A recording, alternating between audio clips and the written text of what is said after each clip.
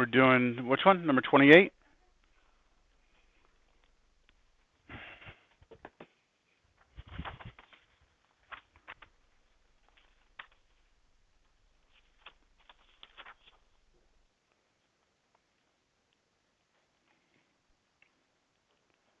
So we have integral tan squared x secant x dx.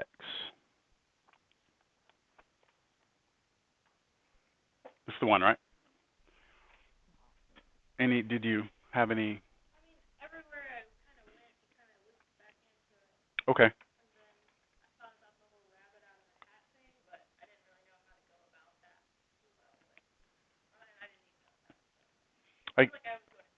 Yeah, the thing is, if you peel off a tangent to get secant tangent is the derivative of secant, right? So you would have to be able to turn the tangent that would be left into secant, which you can't, because it wouldn't be tangent squared anymore.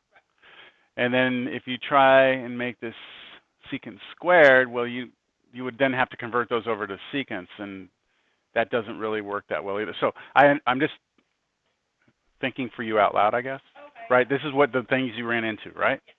Okay, so let's go with this approach. Converting tangent squared x using a Pythagorean identity, right, into secant squared x minus 1. And that leaves you with secant x dx like that. Now, if I distribute the secant through,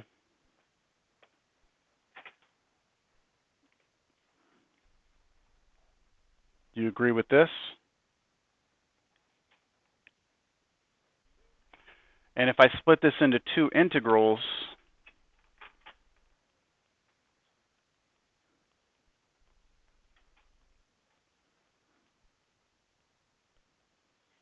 I'd have that, right? Now, the second integral, I said that's fair game for your formula sheet. So you should be able to look at your formula sheet and get the antiderivative of secant x. The secant cubed x, I do not believe is on your formula sheet. But there's a reduction formula for it, but I'm not going to use that. I'm actually going to do this one by hand. And then after I do this one by hand, just keep in mind that we did this once by hand. And anytime you see secant cubed, just go back to what we did by hand. Yes, I'll let you put that on your formula sheet. But let's do it by hand, okay? So this, I'm going to put a check mark next to this integral. And now I'm going to work on figuring out what secant cubed x dx is. So starting a new problem, integral secant cubed x dx. And since we are just kind of reviewing here and going and looking at things from homework, if that was like sine cubed or cosine cubed, you know what you would do with it, right? Yes, you just like peel off a sine or a cosine. All right. But it's secant, so we can't do that. So the approach here is integration by parts, but it's not a very natural integration by parts. All right, so let's try this, see if this makes sense. In fact, I believe your book might have this one worked out. I'll just point you to it in your book so you can see it's in here. Integration by parts was 6.1. I thought it was in here. I thought it was in here. Well, maybe not.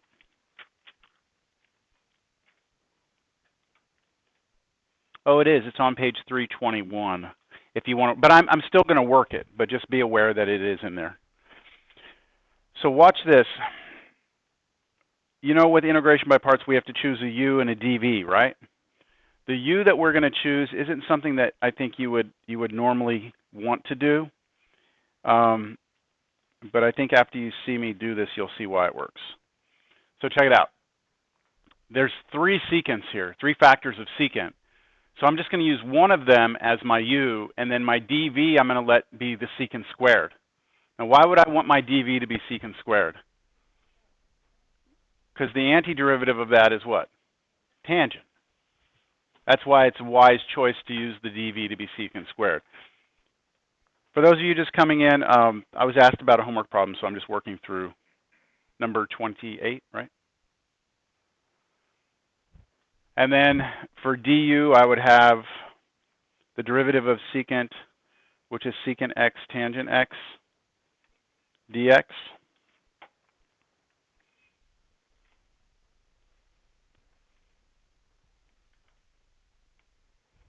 You okay with that? So my new integral becomes ultraviolet secant x tangent x minus the integral of v du. So v du would be what? These two? So secant x tangent squared x dx?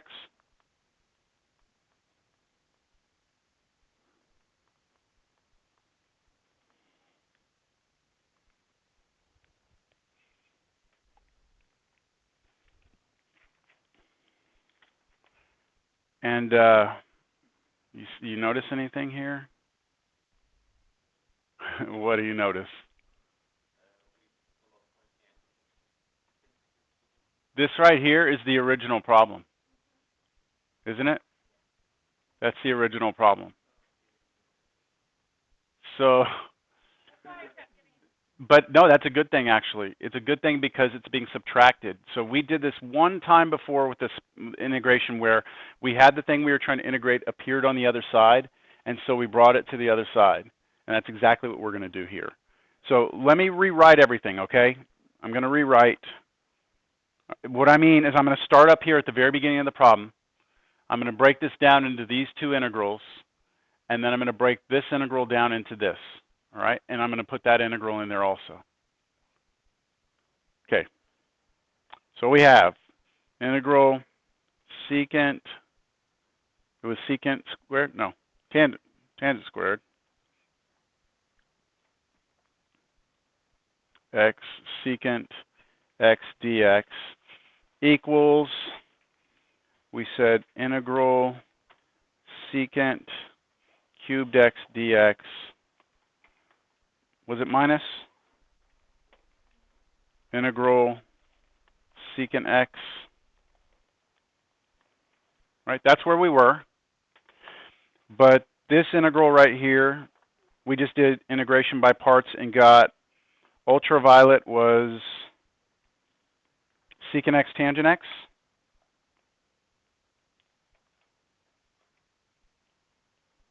Minus integral secant x tangent squared x dx.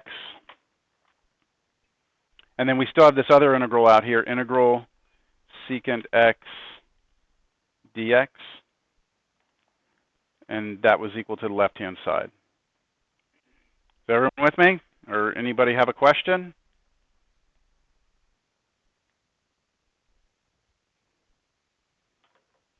So this is this. Yeah? Now if I take this integral right here, the secant x tangent squared x, and I add it to both sides,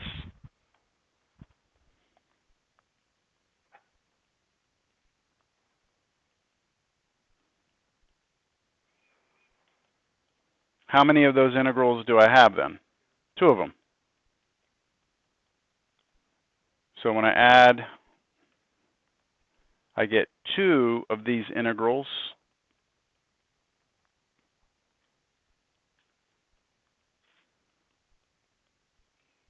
Equals, the only thing left on the right side is secant x tan x. And then this integral over here, what's the antiderivative of secant x?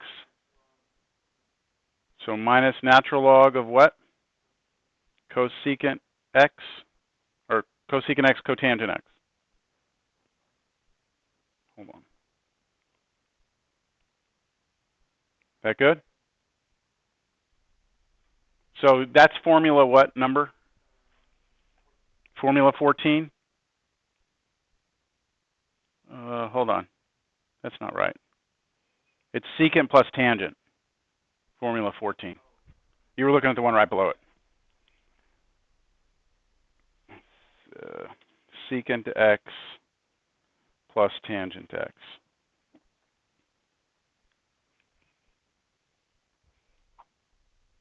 Questions? Plus a constant, right? We can throw that in, but we got to get rid of this 2. So we just divide everything by 2. So you can just put a 1/2 in front here, 1/2 in front there. Get rid of that 2. You'll see my 1/2 plus our constant.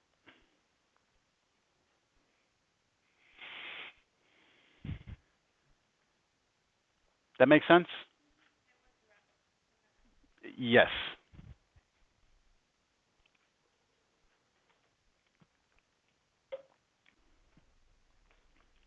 All right, good question. Anything else on homework?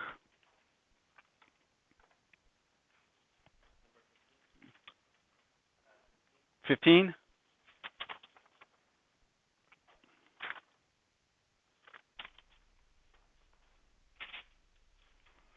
Okay, I'll make sure I have the right problem here. Is it the 1 minus sine x over cosine x? Okay. So we have 1 minus sine x over cosine x dx. So there's different approaches to this.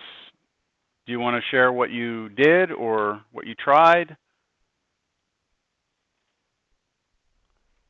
Or anybody?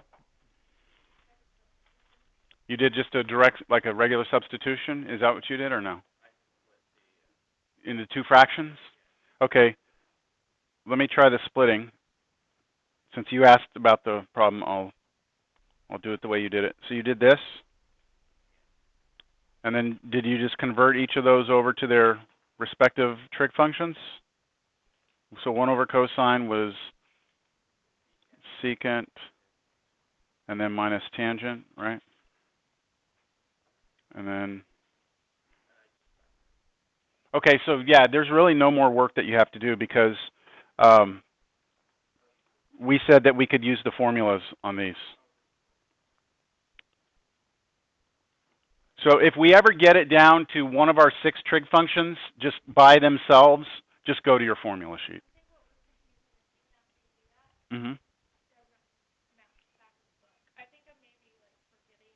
Okay, well, let's write what they have. This will be a good exercise. What would we get? According to our formula, we have natural log. We just did this one, right? The antiderivative of secant x. What?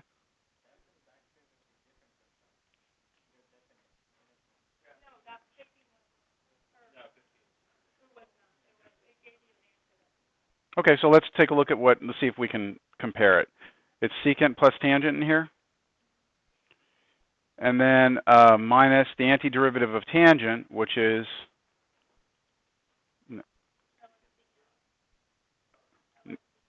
ln secant. All right? Plus c.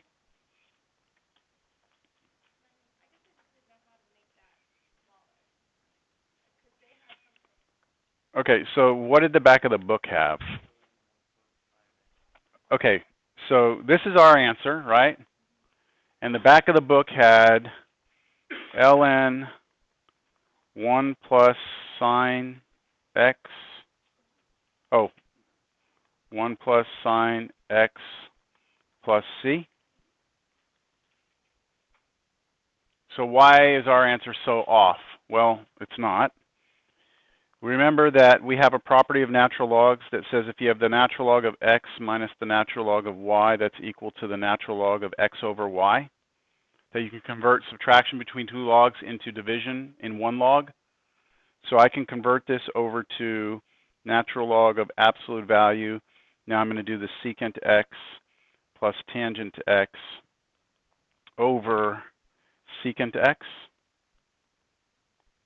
right? And then this right here I can split into 2 separate fractions, secant over secant 1. Tangent over secant is what? Well, that's the same as sine over cosine, that's tangent. over secant. Secant is 1 over cosine. So it flips up and you just get the sine, right? So that's just 1 plus sine in here.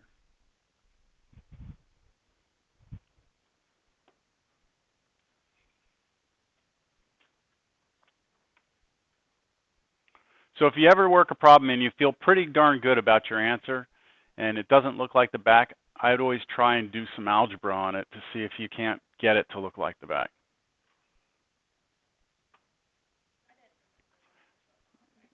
Yeah. It's not an absolute necessity that you be able to go from here to here, but a lot of times in this class, when you check in the back of the book, they've done that. Now that you've seen it, though, you recall the property and just be aware it's probably going to come up again. All right.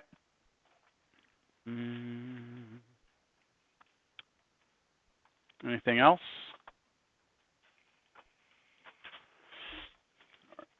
I did not post any notes for today because, again, it really comes down to there's just a couple of little formulas I'm going to give you, and then it's just a bunch of examples. That's all it really is. So there's nothing that you can't just look in the book and get.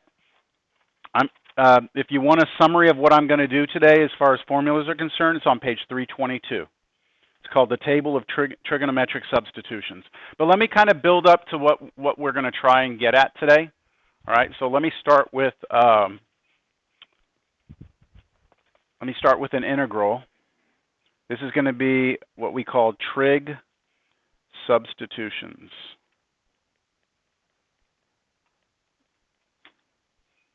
Trig sub. You'll hear sometimes that's the way people will say it, trig sub. Now, that compared to the first substitution we ever learned was u substitution, right? We'd try and look for something and its derivative, and then we'd replace that something with u. That's called u substitution or u sub, all right? Then we learned integration by parts, which was that, ultraviolet minus voodoo. And then after integration by parts, we did trig integrals, which it was like cosine squared or sine cubed, and sines and cosines mixed together. That's what your homework was all over. And now we're doing trig sub. So what we're going to be doing is making a substitution, just like we did with u substitution, but we are going to make a very, very unorthodox substitution. And we're going to introduce trig into a problem that has no trig. All right, so here's how it'll work. Let me start with this example. Let's say I'm trying to find the integral of the square root of 1 minus x squared dx. Let's first try what we know so far, like regular u substitution. U substitution on this, do you see anything and its derivative? Yeah, but remember, we don't ever let u be x, right? Okay, if we let u be x squared, the derivative, that's 2x. We don't have 2x anywhere. You could let u be 1 minus x squared. The derivative of that's still 2x. We don't see that anywhere. So there's not an obvious, right? There's not an obvious u du. Agreed? All right, so then we go to our next technique, which would be integration by parts. So let me jot this down here. If I were to do integration by parts, I have to choose a u and a dv. Well, I can't use this whole thing for dv, right? I could use it for u, couldn't I? So if I use it for u, I would have square root of 1 minus x squared. And what would dv be? Dx. And then I go and I get du would be the derivative of this. So with all of our knowledge of derivatives, we'd realize that's our derivative, right? This. And then to do antiderivative of dx is x, so v would be x. And look at what your integral voodoo is going to look like. It's going to be x squared over this, right? Pardon me? Pardon me? Oh, I forgot the 2. Yes, thank you. So the 2 is going to cancel. But it's going to have x squared on top of that radical. And that's still going to be a pretty ugly integral, isn't it?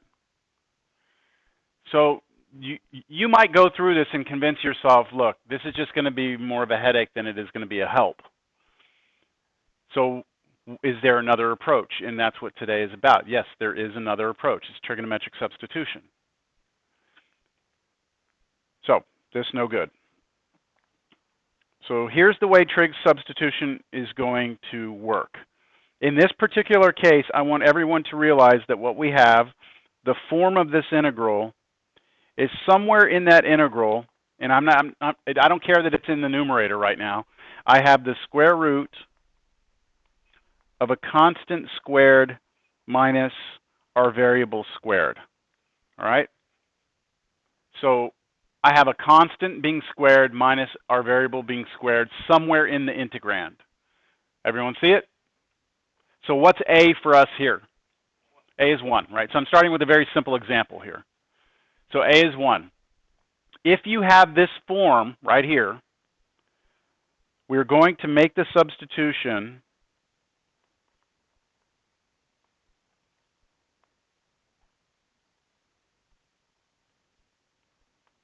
x is equal to a sine theta. That means everywhere I see an x, I will replace it with a sine theta.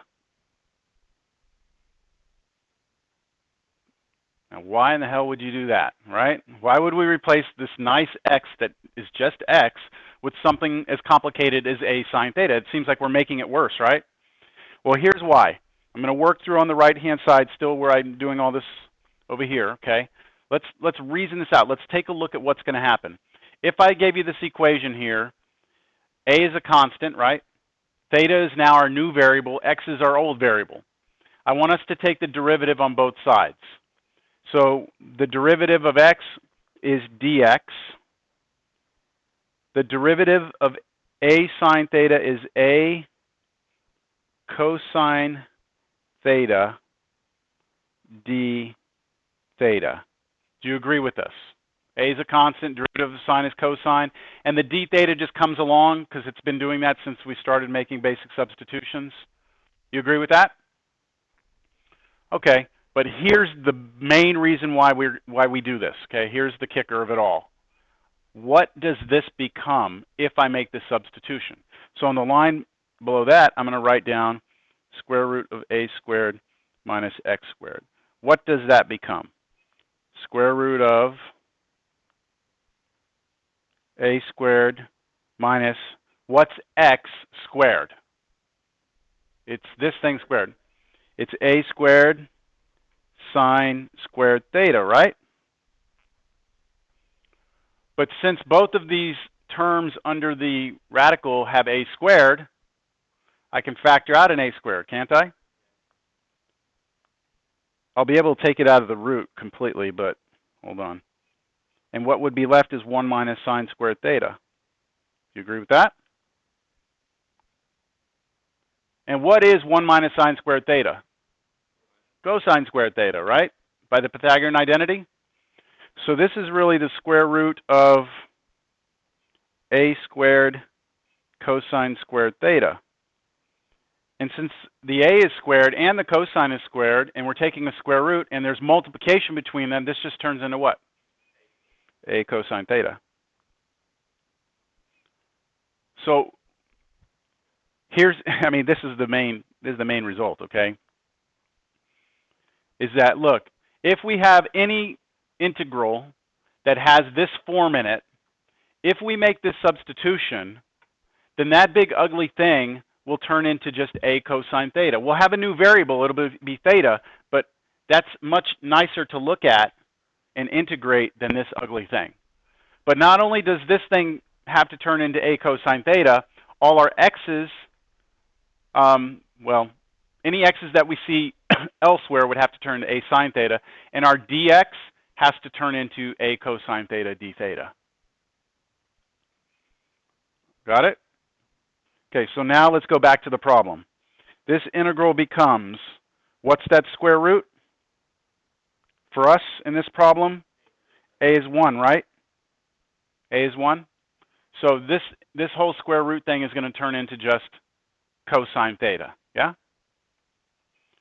And then what's our dx turn into? Again, it will be a, which is 1 for us, cosine theta d theta. Cosine theta d theta. Which is integral cosine squared theta d theta. And because last class and because you had the whole weekend and you had nothing better to do but homework, everyone's very comfortable with doing this one, right? How do we do cosine squared theta d theta?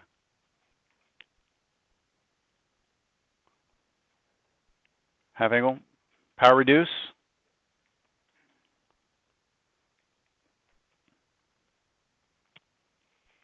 So I use that power reduction formula that I gave you last class, which doubles the angle, doesn't it?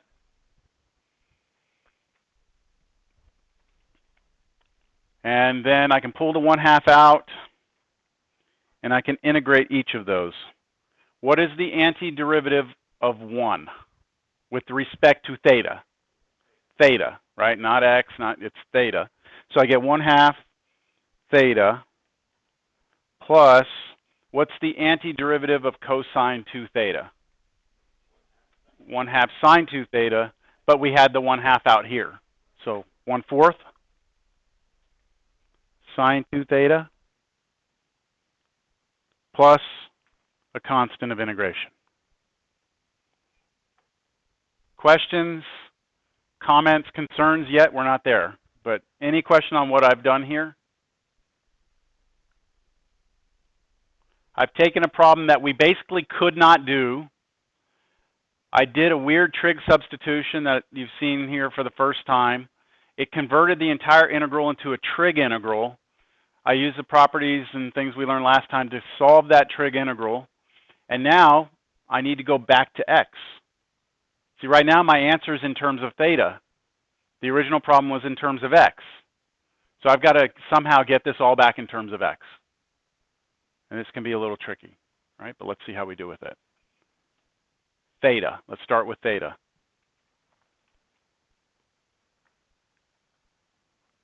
How am I going to figure out what theta is? Well, let me write down over here what I started with. What was my original substitution that I made in this problem? X was equal to a sine theta. Now for us, can I just say a is 1? Is that all right? Can I just say we said x was this? Yeah?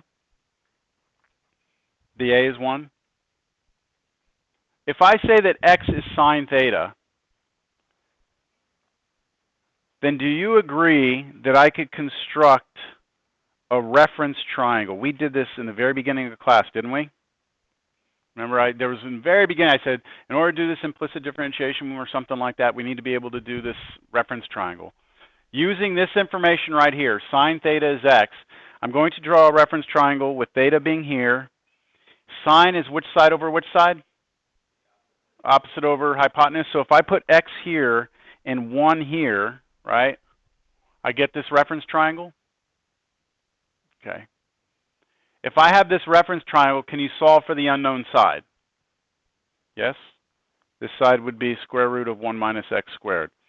Now, if you don't recall how to do that, solve for that unknown side, you need to make a star and come and talk to me, okay? Now, I've drawn this whole triangle. Now, what purpose is this triangle? I should be able to recover everything I need about any trig function in terms of theta. So if I want to know what sine of 2 theta is, I can somehow come to this triangle and figure it out, right? I should be able to. But I'm working on the theta first. Can anyone tell me how I can figure out what theta is in terms of x? Yeah, look at this equation right here and take the inverse sign on both sides. If I do that, take inverse sign on the left, arc sine, x, that will be equal to theta. You all buy that? Taking that equation, I can solve for theta by taking arcsine on both sides of this equation. So I can replace theta with exactly arcsine x. Coming back to my answer, I have 1/2 arcsine x plus, questions?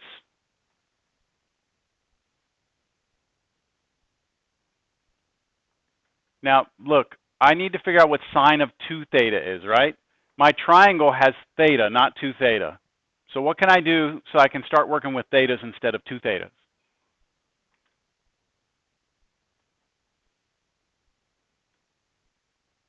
Anybody recognize that?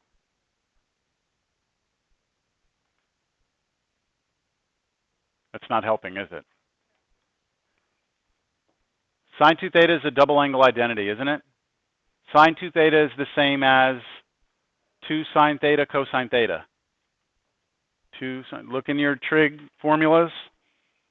Sine 2 theta is 2 sine theta cosine theta, is it not? Now, why is it that I want to switch sine 2 theta over to this? Well, do you know what sine theta is? Yes, it's right here, actually. Sine theta is x. That's how we created the triangle. Do you know what cosine theta is? We'll come to your triangle. Cosine is adjacent over hypotenuse. Adjacent over hypotenuse. Yes? So I'll be able to tell you what sine theta is. It's x. I'll be able to tell you what cosine theta is. And I'll just put this 2 out here on top of the 4, and you'll get 1/2. So we should have here 1/2. We said the sine theta was what? X. Right? This sine theta right here. Do you understand what I'm doing? I'm coming over this triangle saying what's sine theta? Opposite over hypotenuse. What's cosine theta? Adjacent over hypotenuse. So square root 1 minus x squared plus a constant. I'll highlight the cosine theta is this. The sine theta is that. Do y'all see that? And then, of course, the 2 over the 4 is the 1/2. That's our final answer. 1/2 arcsine x plus 1/2 x square root 1 minus x squared plus c. Now look, that's a lot of work.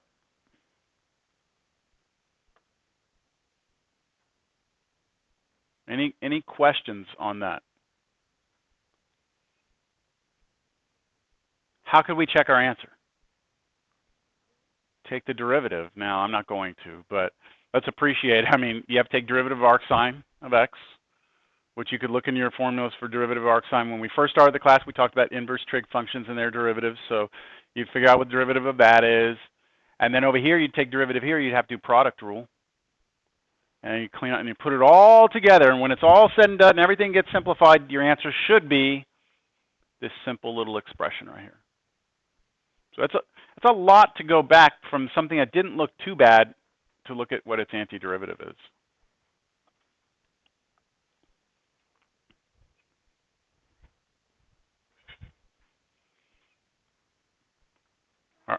Yes.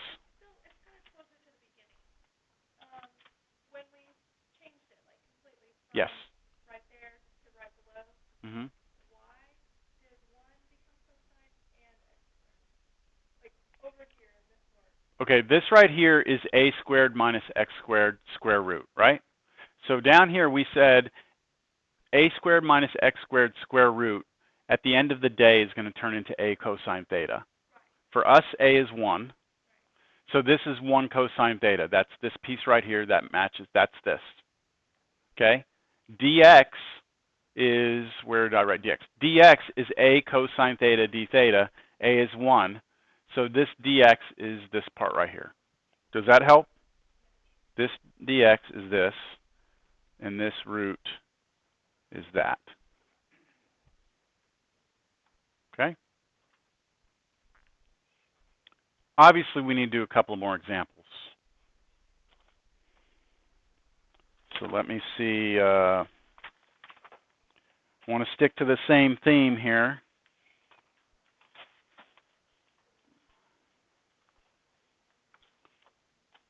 Okay, here's a new one. With this trig sub that we're looking at today, there are 3 different forms. I've shown you the first one, and we're going to stick with the first one for the next example. And if we feel good after it, we'll go to the second form, and then we'll go to the third form. All right? For each of the 3 forms, there's a different trig substitution. For the form we have right now, it's always going to be a sine theta. As we'll see later, there's, won't always be that case. So here's the integral. Integral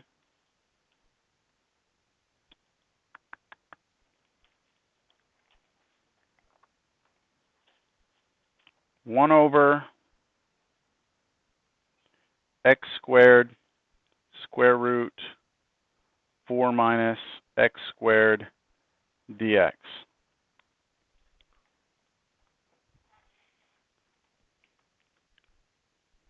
I warned you in the beginning of this whole integration thing that the most challenging part of the first test is knowing what to do, okay, like with the integral. And then on top of that, you've got to know how to apply each technique. So when you look at this, you start running through, is it basic substitution? Do I see something in its derivative? Okay, maybe that's not obvious. No, forget.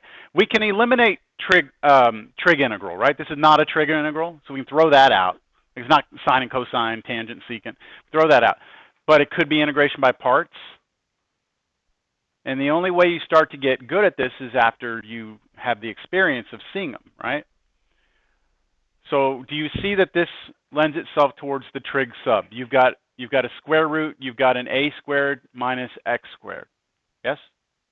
So we have our square root of a squared minus x squared is actually the square root of 2 squared minus x squared. That's what we've got. So our a here for us is what? 2. Okay, I'm just going to box it up. Just make sure we're aware that in this problem, a is 2. So what's our trig sub that we're going to make? X is going to be 2 sine theta. And that means dx is going to be 2 cosine theta, d theta. That part of it can be done, right? Just mentally take the derivative. But you have to know the correct substitution, right? The correct substitution is anytime we see a squared minus x squared, I let x be a sine theta. So 2 sine theta, take derivative. Now, what does the square root of 4 minus x squared, what is that all going to become? So what I'm referencing is go back to this right here. If you make the substitution, this whole square root thing should turn out to be what? A cosine theta. For us, it'll be 2 cosine theta.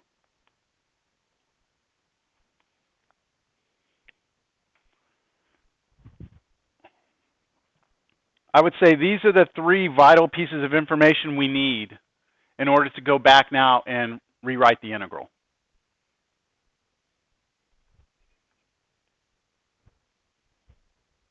Y'all with me or not? All right, let's rewrite it. Integral 1, so that didn't change, that's good, over x squared. It's this x right here squared, so you have to square both sides, so it's 4 sine squared theta. Yes? So you got to use that x here and square it to figure out what that is. So that's 4 sine squared theta times, now what does this square root become? 2 cosine theta. And then what does dx become? 2 cosine theta d theta. And that's kind of like on the side, which means it's really up in the numerator, right? This is up in the numerator, this one's down in the denominator. I'll draw a little piece of this, went here. This went there, and this. Does that help or not? I don't know if I should draw that. It just makes it more confusing. Yeah, let's do it this way. That went there. This is this. Is that better? Crap. Right? That's what everything is. But some good things happen here, right? The 2 cosine theta and the 2 cosine theta, they cancel completely, which leaves us with 1/4 integral 1 over sine squared, but 1 over sine is cosecant. So isn't this just cosecant squared theta d theta? My 1/4 came from that 4, right? Just pulled that out. The two and the cosines canceled. I don't know if that was clear, but I hope that wasn't an issue. Do you know the antiderivative of cosecant squared?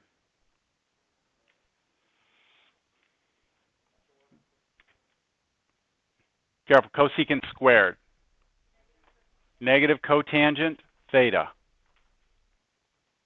Should be on your formula sheet, right? So what we get here is negative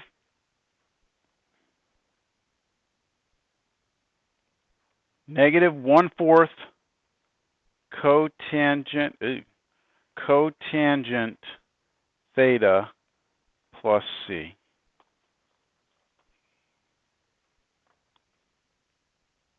Anyone? Anyone? Questions? Questions? Yeah, so we're not done, right? We have to get everything back in terms of x. But are there any questions on up to this point where I got any of this or what's going on? All right, so how am I going to figure out what cotangent theta is? I'm going to do reference triangle. So let me go with my reference triangle over here. The piece of information I used to draw my reference triangle is the original substitution that I made to start the problem off, which was x was equal to 2 sine theta. Bless you. Now before, in the previous problem, we just had x was sine theta, right? We didn't have that 2 in front. So if we're going to do a reference triangle, the first thing I need to do is get the sine theta by itself. So I'm going to divide both sides by 2, and then draw my triangle based on that. So here's my triangle. Worst triangle ever. Theta will be this angle. Sine theta is x over 2, means the opposite side should be x. The hypotenuse should be 2. And that means that the base adjacent side here should be square root of 4 minus x squared. Again, if you don't know where this comes from, we have a chat at some point in time. Questions? Cotangent of an angle. Tangent is opposite over adjacent, right? Tangent is opposite over adjacent. So cotangent is adjacent over opposite. So you know cotangent by that triangle.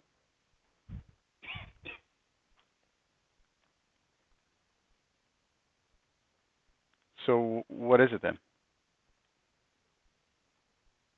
Square root of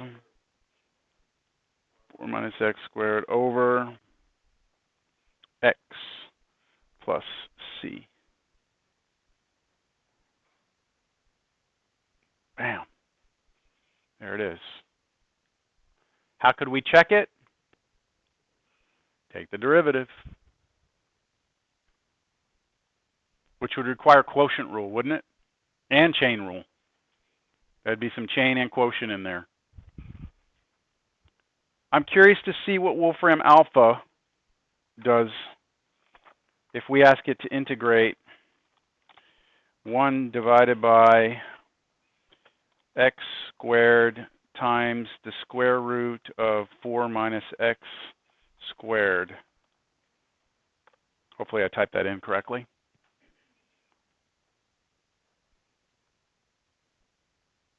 Is that what we got? That's it right there, isn't it? They multiplied the 1/4 through, but negative 1/4 through. But that's exactly what we have. So I feel good about that.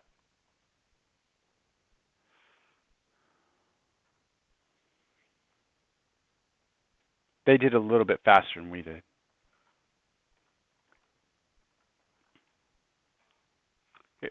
What do you think about this? Let's do another one. We'll stick with this same form just for now, and then we're going to switch it up.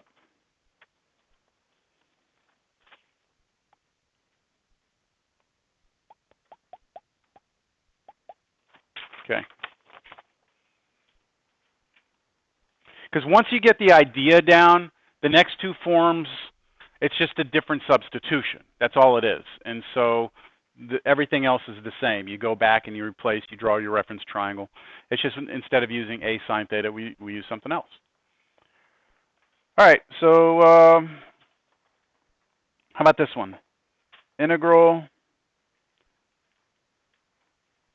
du over u square root 5 minus u squared. So I'm kind of switching things up a little bit here. I'm using a different variable. I'm using u instead of x. I put the du on top instead of 1 over, right? So that du is just on top. You could slide it out to the side if you want. How about just a basic substitution? Do you see something in its derivative? 5 minus u squared, derivative of that is what, like negative 2u? You have a u here, but it's in the denominator, right? And I said, remember, whenever you do a basic u substitution, you don't want your derivative to be in the denominator or trapped anywhere like underneath the root or anything like that. You want it to just be sitting up top. This u is not sitting up top, right? So u sub's not going to work.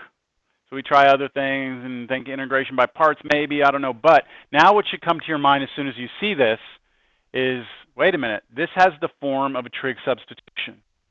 This does look like square root a squared minus x squared. In this case, I'm going to write u squared because my variable is u, right? That's the form we have. Well, wait a minute. Hold on. 5 is not... 4 was nice because it was 2 squared, and 1 was nice because it was 1 squared. But 5 is, we just have to think a little bit about it, right? Square root of 5. There we go. A is square root of 5. If you square the square root of 5, you get 5. So it's okay that the number, the constant, does not have to be a perfect square.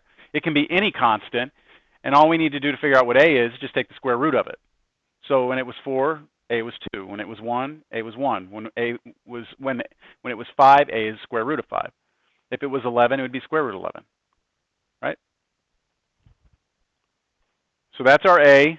I have the form that I like, right? The form, well, I don't know if we like it. Do you like it? I'm going to make a substitution, right? I'm going to make a substitution of what? U equals, so we won't say x, square root of 5 sine theta. That's our sub. That's a 5 right there. Doesn't look like a 5. That's even worse.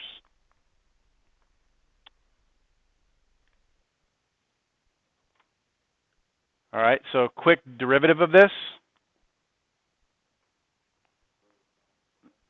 Square root of 5 cosine theta. And then what do we know from all the work that 5 minus u squared will turn into? Oh, I forgot my d theta. Forgot my d theta there. What will this all turn into? A cosine theta. So for us, root 5 cosine theta. As you'll see as we finish off the rest of today with this, I mean, every time we do a trig sub, we're going to have our substitution, its derivative, and then what that square root thing is going to turn into. Once we have these three pieces of information, we just come back here and rewrite the integral. Here it comes. I'm going to put that as a 1 on top. I don't really want that. Well, you want to put du on top? Let's try it. We'll do a little different this time. Du, what's du going to be replaced with? This whole thing right here. So root 5 cosine theta d theta. What is this u right here going to be replaced with? Square root 5 sine theta. What is the square root of 5 minus u squared? Square root of 5 cosine theta. That's it, right? Cancellation. We get some good cancellation here. Root 5's gone. Cosine thetas are gone. That's nice. I like it. I'm going to pull that constant that's left out, 1 over root 5. I'm left with 1 over sine, which is cosecant theta d theta. And the antiderivative of, well, do I have a question or at all? The antiderivative of cosecant is, so you're allowed to go to your formulas for that.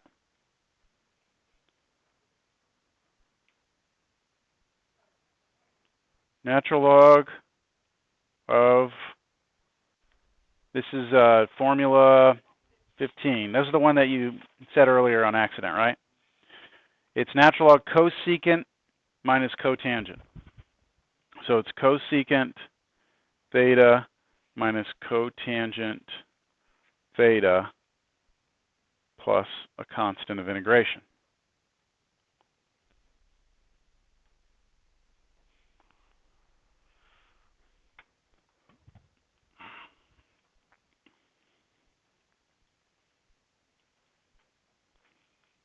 What do we need now? Replace the theta with u's, right? So I need a reference triangle. What am I going to use as my information here? My substitution, which was u is root 5 sine theta, which means that u divided by root 5 is sine theta, which means in a reference triangle, if this is theta, this is u, this is root 5.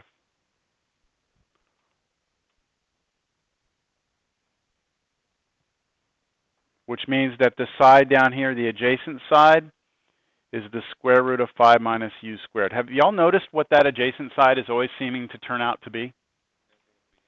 It's the thing that we made the original substitution of. That will always be the case for this particular form.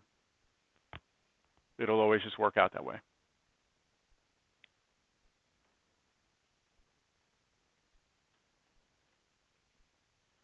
Now, from that, I'm going to need to be able to recover cosecant, which is the reciprocal of sine, and cotangent, which is what? Adjacent over opposite, and throw that all into that natural log, and that's my answer. 1 over root 5, natural log. Cosecant is reciprocal of sine, so square root of 5 over u. Be careful because our hypotenuse is square root of 5.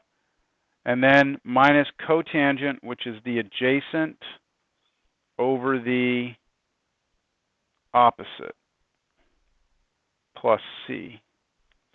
And these have the same denominators, don't they?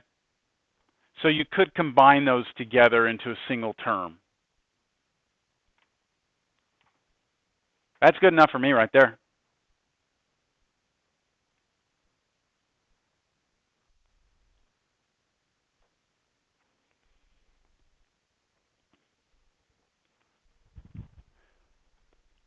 I really, really like trig substitution. Okay, and the reason why is because when you go back and look at it, like, you would never think that the antiderivative of this would be so complicated. You know, natural log of, you know, it just doesn't seem like it would involve all this, but it does. And the way we got there was relatively okay, I guess. I mean, it's just a combination of things we've done already, right? It's nothing like too extravagant, but we're really using some ingenuity here to make this happen. Now, who came up with the trig substitution? Well, that's when mathematicians are faced with problems, they try and figure out ways to work around them, and someone figured out that this works. It works for that form. All right, you ready for the next form? You think, have I done this form enough for you to feel like you got an idea? Okay. So let's go to the next form. What if we have, I'll give you the example, and then I'll put the form next to it.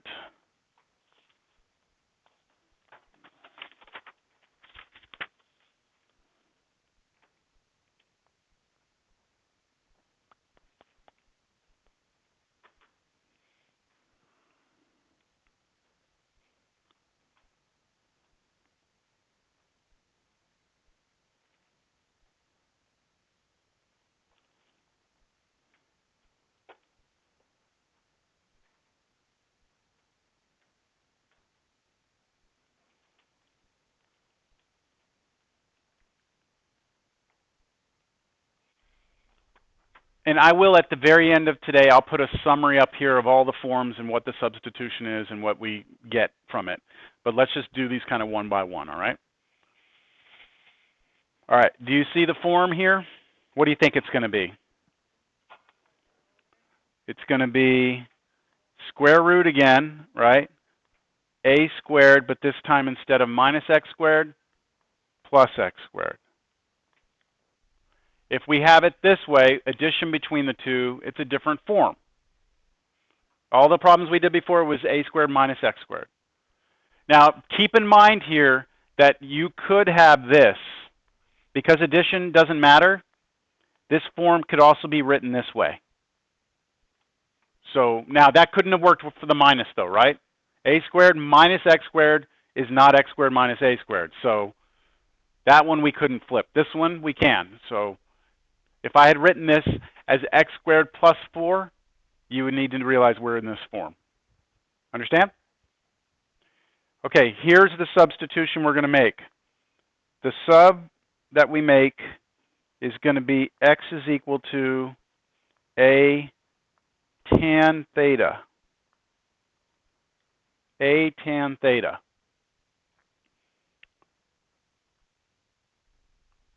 Now, what would the derivative of this be? A secant squared theta d theta. And the entire reason why we would do this is because what does the a squared plus x squared turn into? Let's see. A squared plus, what is the x right here when we square it? What is it? A squared tan squared theta. And we can pull out the a squared and be left with 1 plus tangent squared theta, which is secant squared theta, right?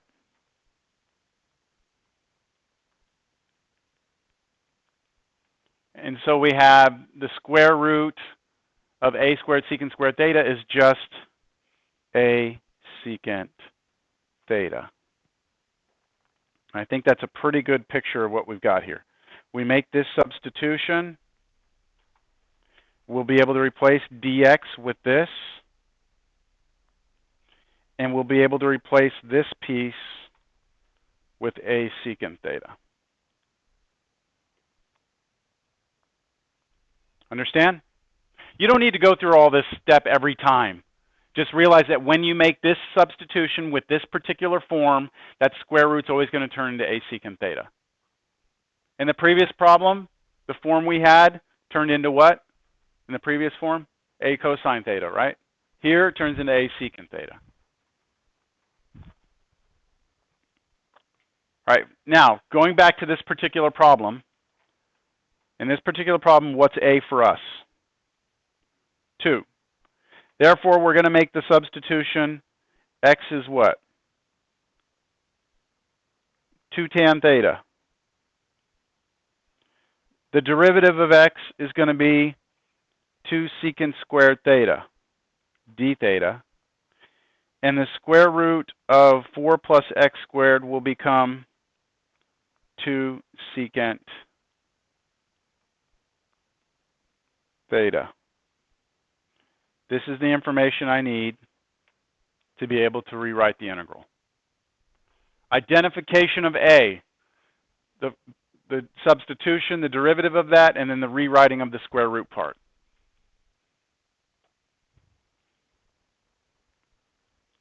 Questions? Everyone seems so I don't know, are y'all okay with it? You look like you're getting it. I'm sorry. Like sometimes I look out and it looks like no one's getting it. It actually seems like y'all are getting this. I'm not sure if that's right or not. Yeah, we're going to have to get this x and cube it, but x for us is this, so we're going to have to cube it, which means we cube this, and that's going to give us 8 tan cubed theta. We cube the 2 and the tangent. And then over on the bottom, it's going to be what? This whole square root thing is what? 2 secant theta. And then the dx is 2 secant squared theta d theta. All right, so rewrite time. Try and squeeze it in here so I can see it all on one page. Or actually, I'll zoom out a little bit. Okay, the top we said was what? A tan cubed theta. The bottom was 2 secant theta. And then the dx was 2 secant squared theta d theta. And I do get some canceling here, don't I?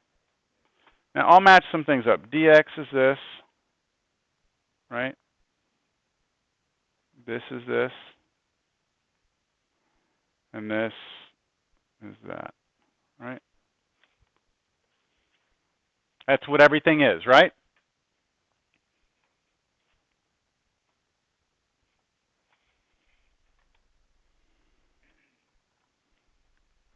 All right, when I cancel, what constant is still here?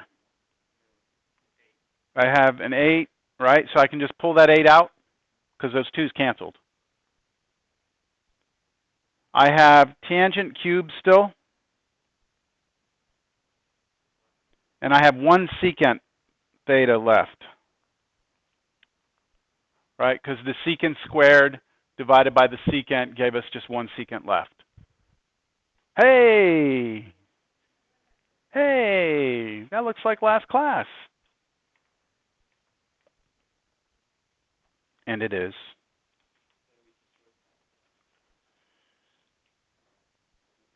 This one is just, it's going to go pretty much like the, yeah, well, what do you think? Pull one tangent out? Okay, good, good. So what does it say on the sheet? If tan is odd, what? Peel off a tan or something? Okay. So let me peel a tan off. I'll leave me with tan squared theta. I'll write it this way: secant theta, tangent theta. Man, I'm hungry.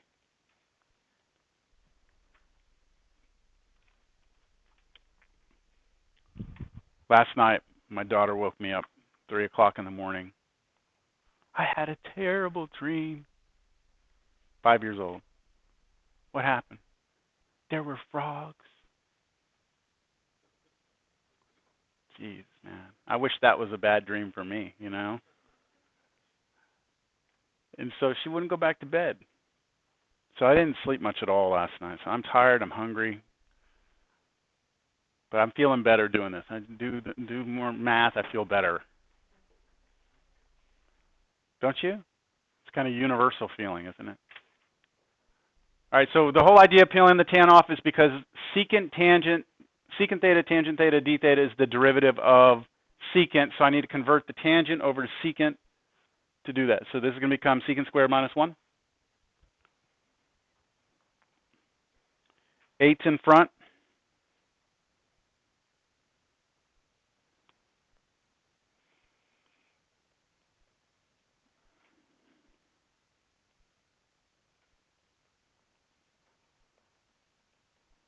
We're almost to the end of the integral. At this point, I can make a basic u substitution. U is equal to secant theta. The derivative of u is, now I didn't use u earlier in the problem, right? It was x's. Yes, I need to keep track of that. I used x to start the problem. If the original problem started at u, I wouldn't want to use u again right now, because then I would think I have the answer. So the derivative of this is secant theta tangent theta d theta. And so this integral becomes 8 integral u squared minus 1 du exactly, isn't it? Look at that. We got it all turned into something like this. And now we integrate 8, and then antiderivative of u squared is 1/3 u cubed. How about this? 8/3 u cubed minus 8/3, or no, just 8u plus a constant. The integration is done. But now we have to go back, right, and replace everything. So what was u in the problem? Secant theta. So I have 8/3 secant cubed theta minus 8 secant theta plus a constant. But what's theta? Well, now I need a reference triangle.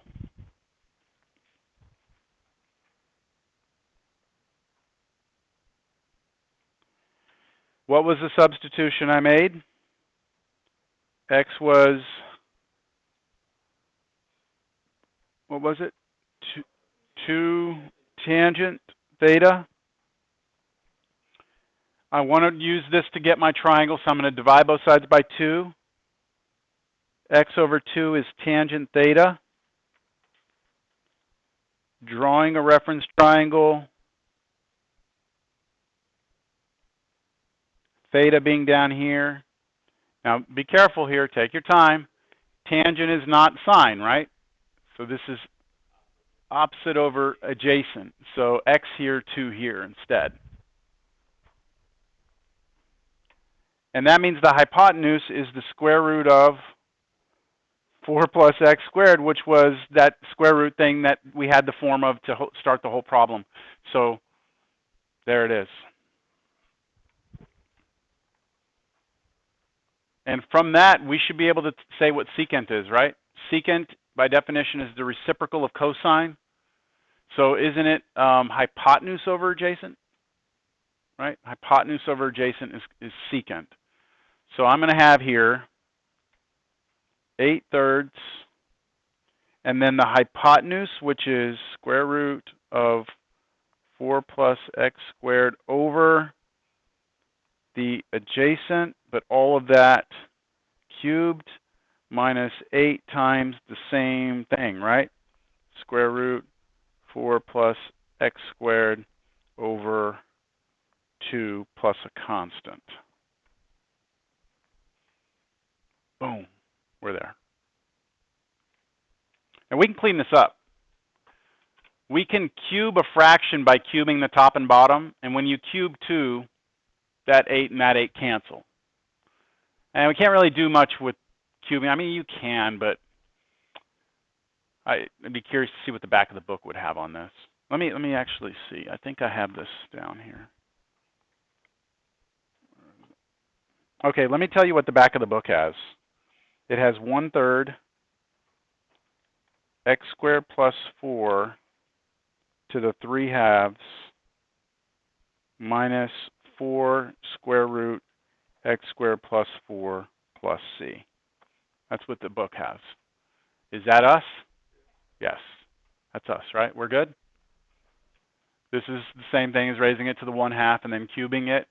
So 3/2, and then, like I said, the 8 and the 8 will cancel. So we're in business. That's a great problem, isn't it? That's a good test problem, isn't it? I don't even have to test you on trig sub, do I, if I give you one of these? Because you have to do trig sub, don't you? Right here, you had to do that part of it. So I would anticipate on your exam that you will not see a trig sub problem isolated by itself. It'll probably be built into, I said trig sub, trig integral. I wouldn't anticipate on your test seeing like tangent squared theta times secant theta d theta integral, because I can get that in this problem, can I? So.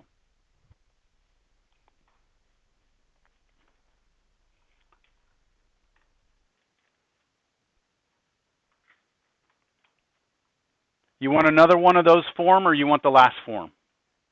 Last form? Okay. The last form would be something to the effect of,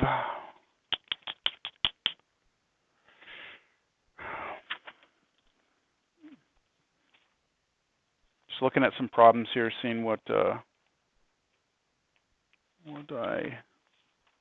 think would be good.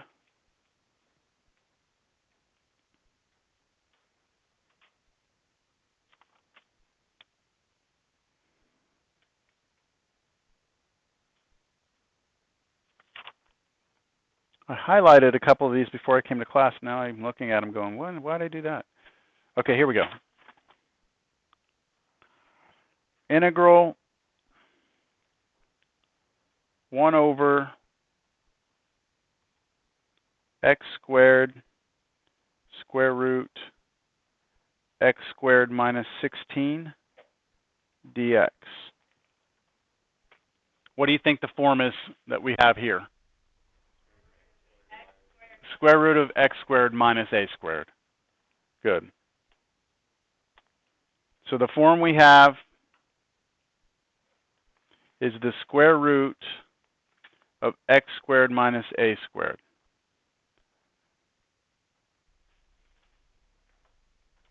Now, I want us to think about this. I'm going to go to a different page real quick and just talk about the forms I've shown you so far. A squared minus x squared was the first one we did. A squared plus x squared.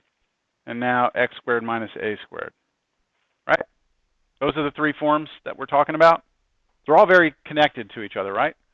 Constant squared, variable squared. It's just a question of subtraction between them or addition between them, and then the order.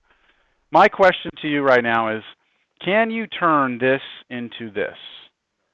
No, why not? So can I do this?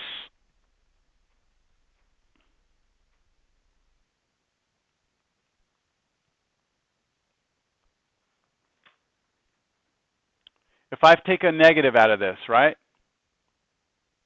Like that, then it changes the signs of what's here, and then it looks like that, right? Do y'all agree that algebraically that this right here is that up there, top left, but is that this over here? Except the negative, and that is a big freaking deal because this is like a -1, okay? And a -1 sitting out here that does not exist over here, you can't pull that out. So you can't get this -1 out of the radical because you can't take the square root of -1 unless you introduce imaginary numbers, which we're not allowed to do here. So this cannot be converted over to that because it's underneath the root. That's why there has to be two forms. If you could turn this somehow into this, then you wouldn't need two different forms for it. You just convert it. So I just want to point that out. It's a little subtlety that this, does not go and turn into that. So we have to have an entire thing for it. So what we're going to do here is we identify what A is. We make the substitution. X equals a secant theta. Why? Because it's going to work out. What's the derivative of this? A secant theta, tangent theta, d theta. That dx that I just got, am I giving this to you like this is a formula, or am I just taking the derivative? It's just a derivative, right? And then what does that square root of x squared minus a squared, what is that going to turn into for us? Let's see where that heads for us. It's x squared, which would become a squared secant squared theta plus minus a squared. Factor out what? A squared. Be left with secant squared theta minus 1. But what is secant squared theta minus 1? Tangent squared theta. And so at the end of the day, we get a tan theta.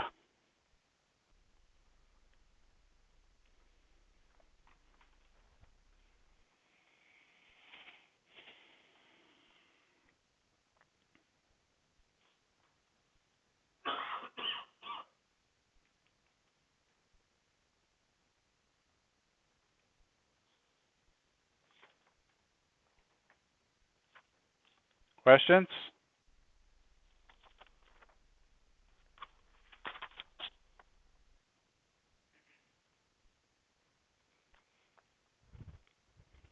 So the things that we're going to do, this is our sub. This is our derivative. And then the root part of it is going to turn into this. What's a for us here? 4. So now I'm going to do this specific problem. A is 4. The substitution I make is 4 secant theta. The derivative of that is 4 secant theta tangent theta d theta.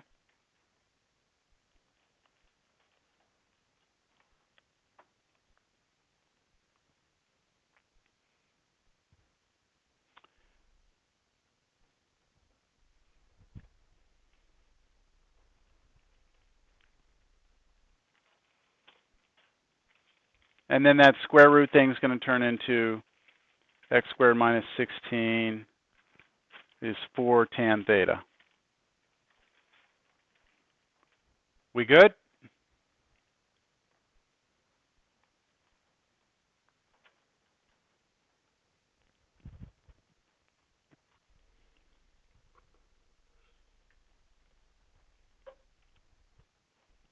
You ready to rewrite? Okay, integral becomes, for us, integral 1 over, what is x squared? Yep, 16 secant squared theta. What's that square root? 4 tan theta, right? And what is dx? 4 secant theta tangent theta d theta. Is life good or bad here? Let's see. Oh, we got some nice things happen here, don't we? We got a tangent theta is gone. 4s are gone. One of the secants is gone, right? So all we have is 1/16 and then 1 over secant, right? Which is cosine. It couldn't be. It couldn't be.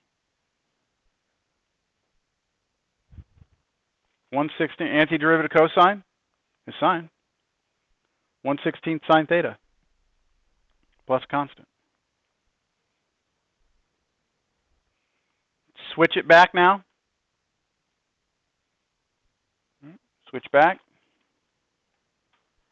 You switch back, what do you get?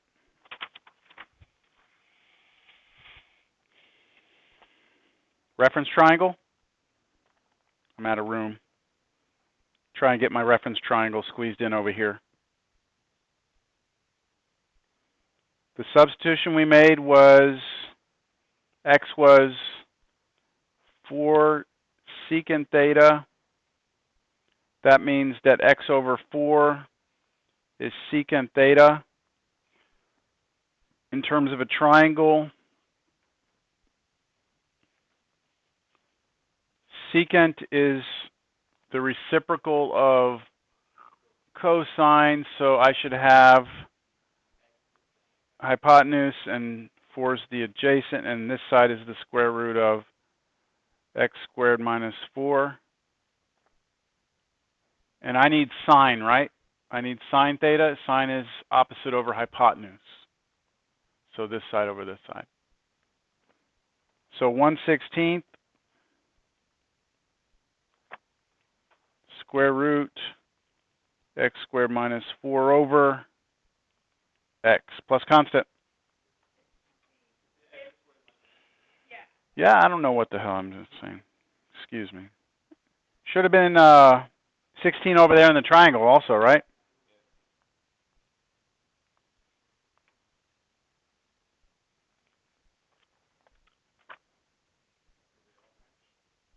What's that?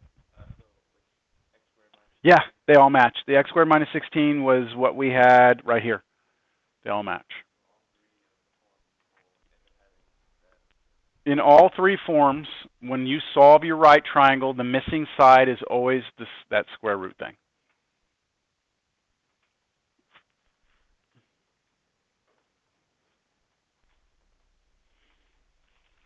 What you think? All right, so let us do a quick summary. I'm going to do it on a fresh page. That way, if you want to print this page out as a reference, you can. If you have the form square root a squared minus x squared, we let x be what? A sine theta. Dx will be a cosine theta d theta. And then the square root part of this thing is a cosine theta. Now, feel free to put this all in the brain if you don't, you can memorize it. I'm not a memorization person. My brain does not like to function that way. So that's the first form. The next form is if we had addition between them. There we make the substitution, x is a tan theta.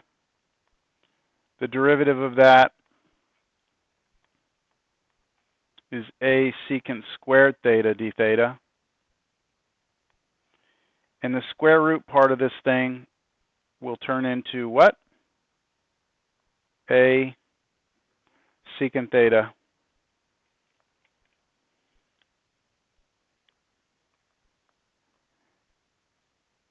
And then the last thing that we get, the last form, is the one we just did. Square root x squared minus a squared. X is a secant theta. Dx is a secant theta tangent theta d theta.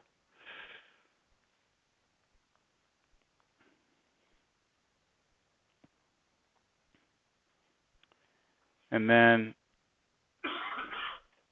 this square root thing turns into a tan theta. All these thetas I'm writing today make thinking about, I have two cats that my best friend's ex-wife convinced me to take like 13 years ago. She was one of those people that pick up strays. She picked up this stray cat, didn't know it was pregnant. They already had 6 cats in their one-bedroom apartment.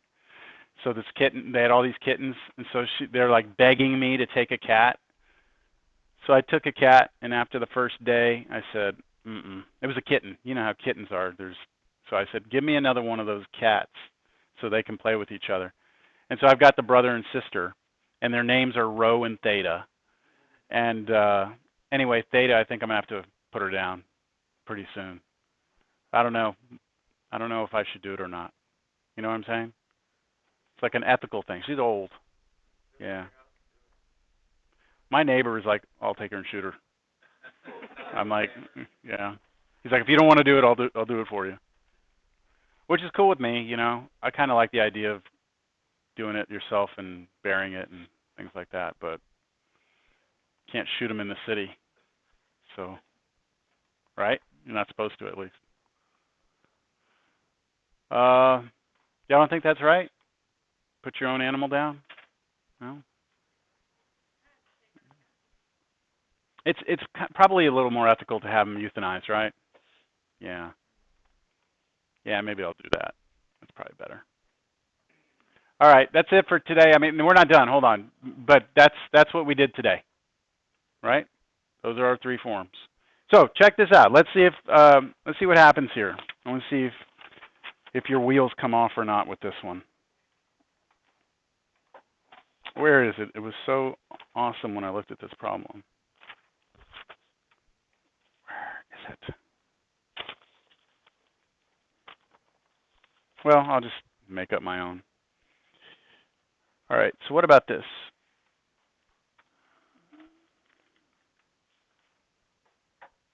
Ugh.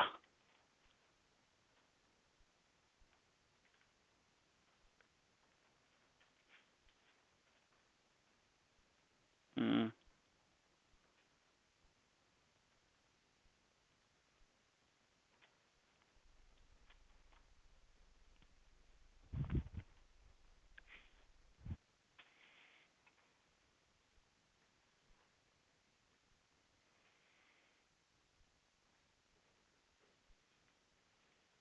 Which sub? Which sub? Which one?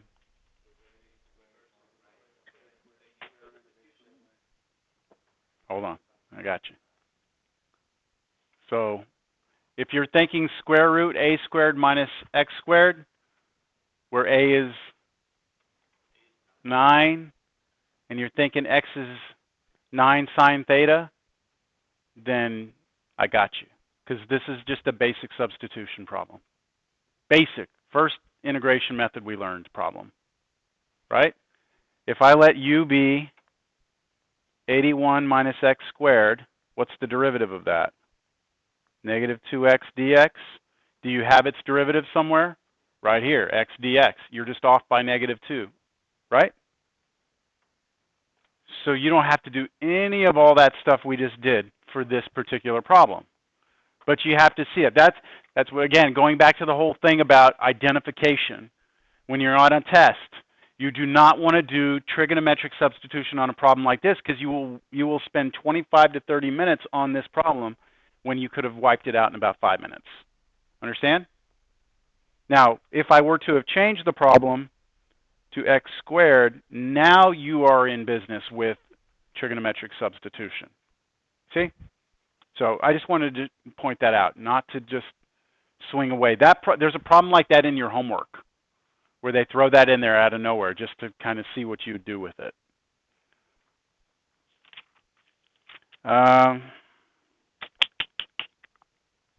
One last problem, we're going to call it a day.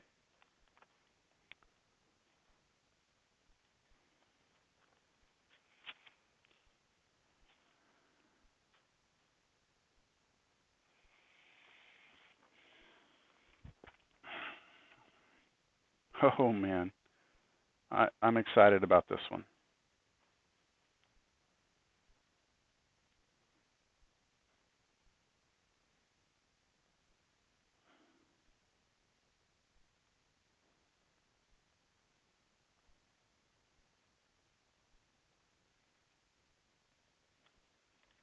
Sorry, my division line is not really a line. It's more like a parabola.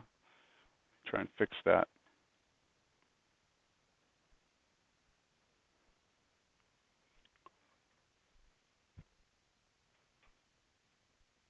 Wow, huh? So let's rule out a lot of things first. This is not a basic substitution, right? It's definitely not integration by parts. Why not? I mean, yeah, what are you going to call u? You're gonna call this whole thing u and take the derivative? Have fun, enjoy yourself, right? That's going to be a nightmare. It's not a trig integral. Like, there's no cosine, sine, tangent, secant. So the only thing we really have left at this point is this trigonometric substitution, but it has to look like one of those forms. Right now, it doesn't exactly look like it, but the 3 halves should kind of hint you.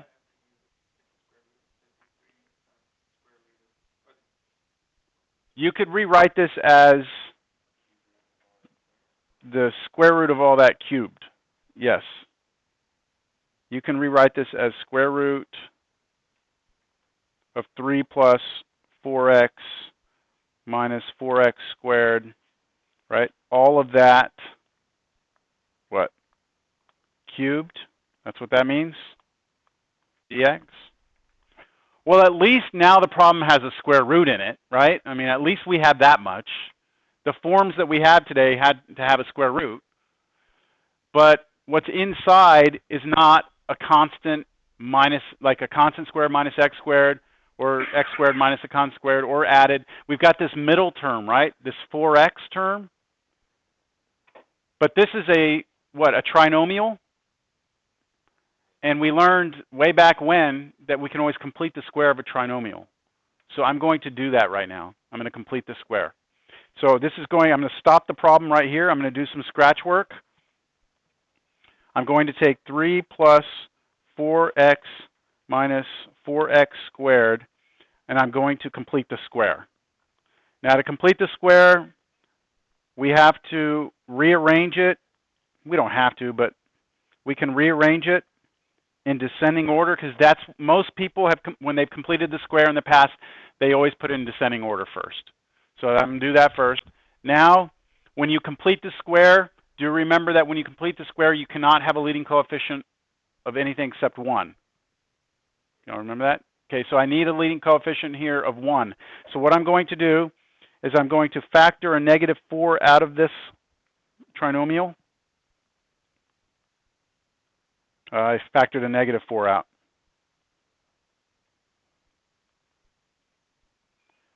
Okay, this is a very subtle step from here to here.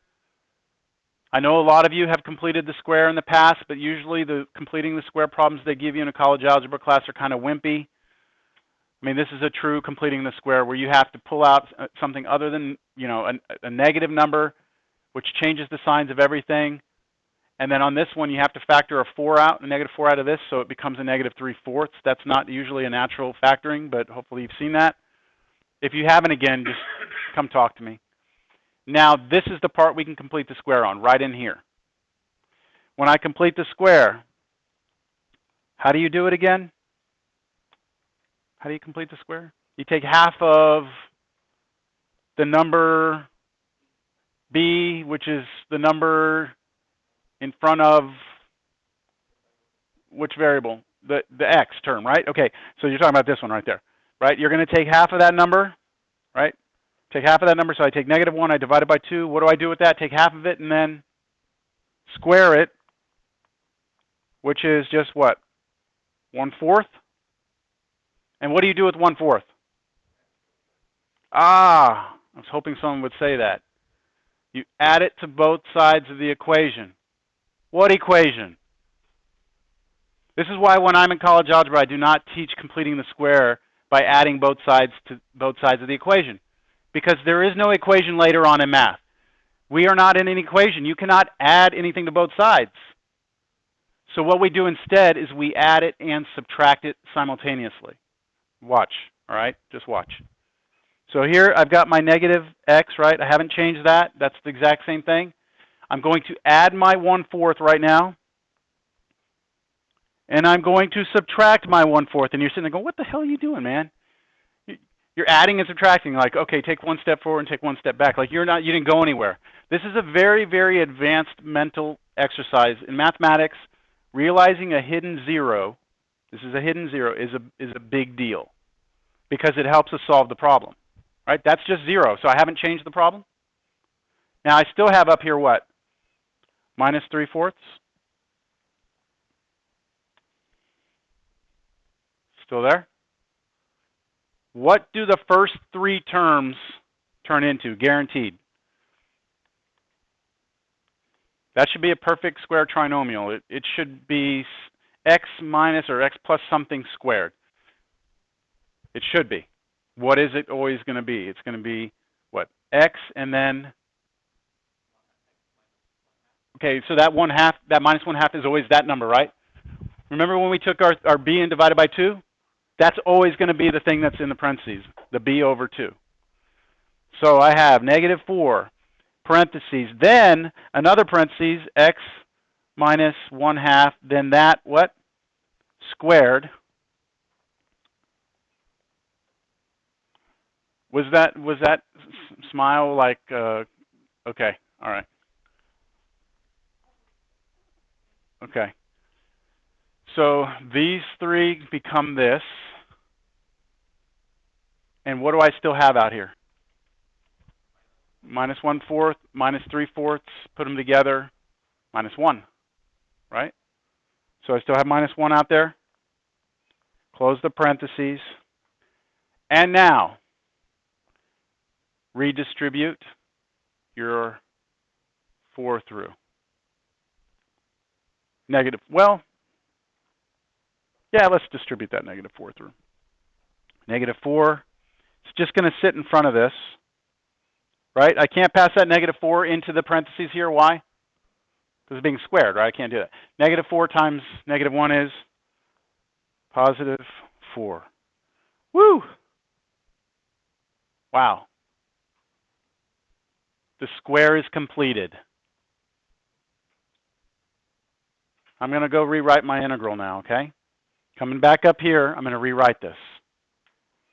Well, I guess I'm not going to go back up there. I'm going to go to a new page. I have integral. Then I have square root of something, and then all of that, what? Cubed, and then dx. Now let's think carefully about how I'm going to write this. I actually do not like the 4 being here, right? Because the 4 in front of this, look, squint your eyes. Does that look like a u squared plus a squared? Or I should say negative. Do you see a variable squared and a number now? That's kind of what we had all day, right? Number squared, variable squared, number squared. We don't have that middle intermediate term anymore by completing the square. But the 4 is a problem because there's a 4 here. So could I factor a 4 out of both of those? Just a 4, positive 4. Yes? Let me do it this way. Is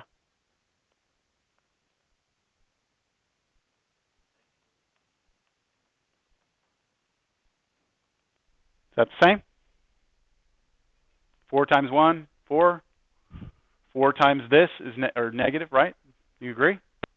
Why would I want to take that 4 out? Where's it going to be over here? It's going to be out right here, right? The 4, and then what can I do with it? Take the square root, right? All right, I'll write it in here. Let's go. 4, then I had 1 minus x minus a half squared. Do y'all buy this? Because there's multiplication right here, I can take the square root of 4, right? Square root of 4 is 2, but what's going to happen to it? It's going to get cubed. So it's going to come out of the entire integral as a what? A 1/8, right? So a 1/8 comes out. I have 1 over the square root of 1 minus x minus a half squared dx.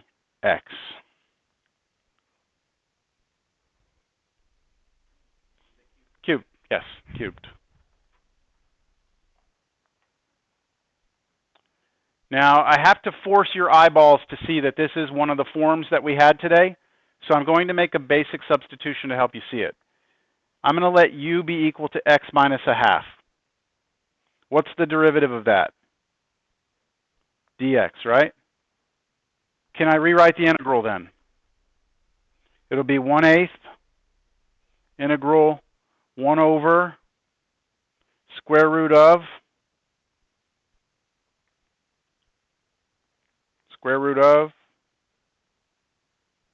what? 1 minus, this is all just u, right?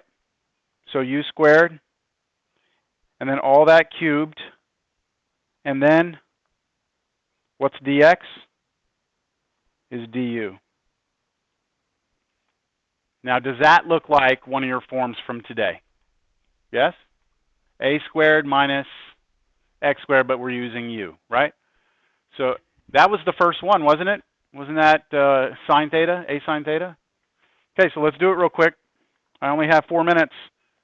All right, so I'm going to make a substitution that u is equal to a, which is 1 sine theta, so just sine theta.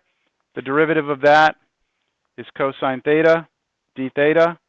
I'm going to replace the square root of 1 minus u squared with, what was it again? Okay, so cosine theta for us, right? Those were our 3 things. I have the 1/8 rewriting the integral again. 1 over, what's that square root thing becoming? Cosine theta, right? But then cubed. So cosine theta cubed, and then what's du? Cosine theta d theta. One of the cosines cancels. So you get 1 over cosine squared. What's 1 over cosine squared? 1 over cosine squared. Secant squared theta, d theta. What's the antiderivative of secant squared? Tangent theta plus c.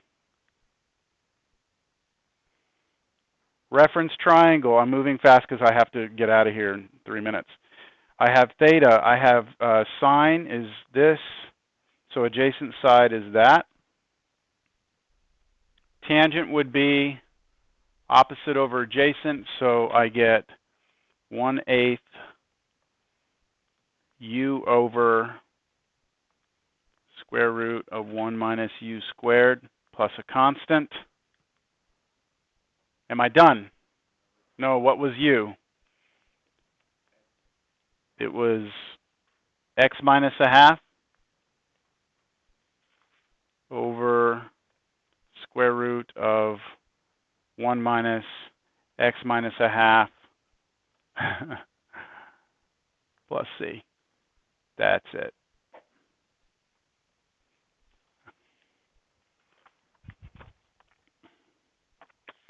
Which number was that? That was actually number 62 out of the book.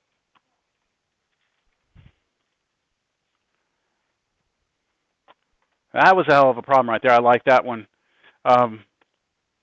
You're going to see after next class, we're going to actually have another way that we might be able to do this problem. Maybe. Might make it a little easier.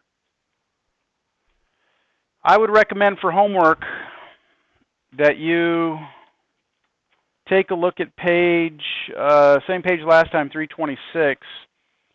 I would go ahead and look at numbers 42 through 61. I've done a few of those already. There is one that I would avoid. 54. You can save that for the last one if you want to mess with it. It's one of those problems where they put a bunch of constants in there. It just kind of throws things off. So don't get bogged down on 54, all right? Skip past it if you try it and you get stuck. Anything else? When's our test? Attendance? Let me do attendance. When's our test? Okay, we still have a while, right? This week, next week. We are about a day ahead. We're about a day ahead. I don't know how the hell that happened.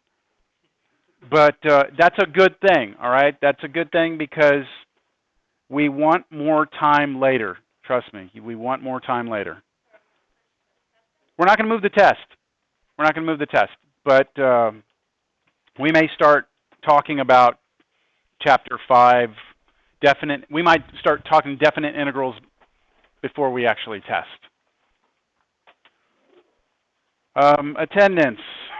We are missing people today, so when I call your name, just say present or whatever, and then you may go.